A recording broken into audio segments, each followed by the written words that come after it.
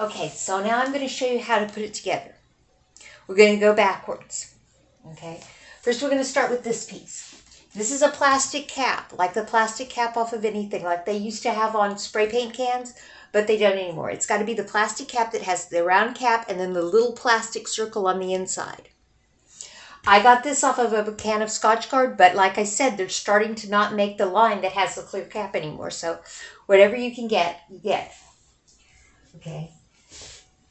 Then you take your little piece of tubing here, after you get it the right height, like I showed in the previous videos, and you take the double stick tape and you put it over here so it's on the inside and the outside, and put as much extra on the outside as the size of the cap will hold. Okay? And then you stick it so that the inside of the little like cap is in here and the outside's there, and you stick it down real hard, you know, and that's that. Now, you make this 1/2 inch shorter than your lenticular lens. So it's 1/4 inch on each side. I would start with this 1/2 inch shorter than the lenticular lens, but you might whittle it down some, and that cap is going to add some extra height. Now, how do you attach them to each other? You take just plain Scotch tape, and you go round and round and round, and without breaking it, then you go over and over and over. It was very, very, very simple. Okay, now the next part is very complicated, but it's very easy. Okay, complicated, but it's easy. Okay, so you get your polycarbonate sheeting. And you have them, it's going to be 30 by 36 inches. You have them hang it up long ways, so it's 36 inches across and 30 inches down. So each strip will be 30 inches. Okay?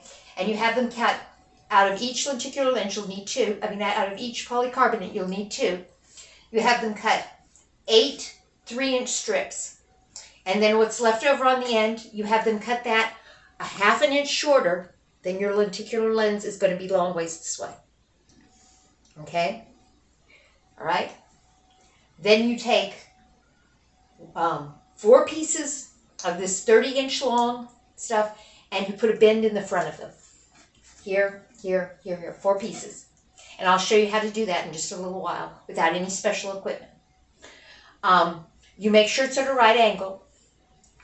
And you buy 4 of them, but it's kind of hard to make it the correct length. If you used a clamp, you might be able to, but I will tell you why I didn't. You'll understand later. Okay. Then, so you've got 4 of those. 1, 2, 3, 4. Then you take 4 pieces of the 30-inch long strips, 3-inch wide strips, and you fold them straight in half and make a right angle. Now, you will be able to get them in half easily. You can't get these as even, but these you will be able to get even. So you'll have 1, 2, 3, 4 of those. Okay, so then you take this piece and you attach it with the end of this piece right here. This is one piece pushed up against the bend in the other pieces. So then you'll have a piece that goes here, here, here, here. You'll have 4 of those. 1, 2, 3, 4. Now, I found it very helpful to take my pieces into my kitchen where I have linoleum that's supposed to look like tile, so it's got little dents in it, and just lay it in the dents to hold it still while I was taping it together. This would work even better with real tile, but you do what you want. Okay, so then you've got 1, 2, 3, 4. Then you take a piece right here. Here's a piece. Okay, I put one side on the inside and one side on the outside. This is on the outside here and on the inside here. And this is on the outside here and the inside here. So, I mean, the inside here and the outside there. So it doesn't really matter which way you go, but you just go, okay? And you make it high enough.